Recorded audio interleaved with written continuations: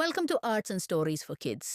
பெருமவற்றுள் யாமறிவது இல்லை, அறிவறிந்த மக்கட்பேறு அல்ல பிற.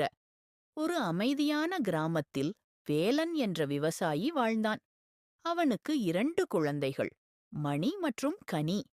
குடும்பம் பெரிய வசதியில்லாமல் வாழ்ந்தாலும் அந்த வீட்டில் இருந்தது அன்பும் ஒற்றுமையும்.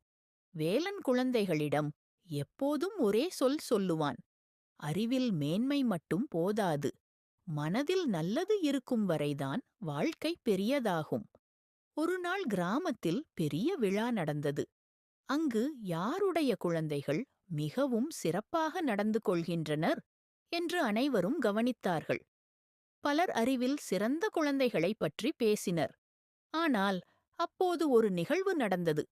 ஒரு முதியவர் வழுக்கி விழுந்தார். அனைவரும் பார்த்தும் போட்டிகளில் தோற்குமோ என்ற பயத்தில் யாரும் உதவவில்லை. ஆனால் மணி மற்றும் கனி உடனே ஓடி முதியவரை பிடித்து எழுப்பி தண்ணீர் கொடுத்தனர். அவர்களின் சின்ன செயலே அந்த விழாவின் இதயத்தை கவர்ந்தது. வேலனின் கண்களில் மகிழ்ச்சியின் கண்ணீர் நிறைந்தது. அவர் மனதில் நினைத்தார், என் செல்வம் என் குழந்தைகள்தான்.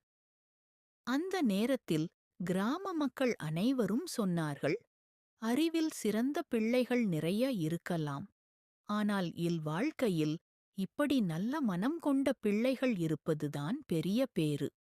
மறக்காம லைக், ஷேர், சப்ஸ்கிரைப் பண்ணிடுங்க. அறிவே ஆற்றல், கற்பது மகிழ்ச்சி, அறிவது இனிமை. அனைவருக்கும் நன்றி.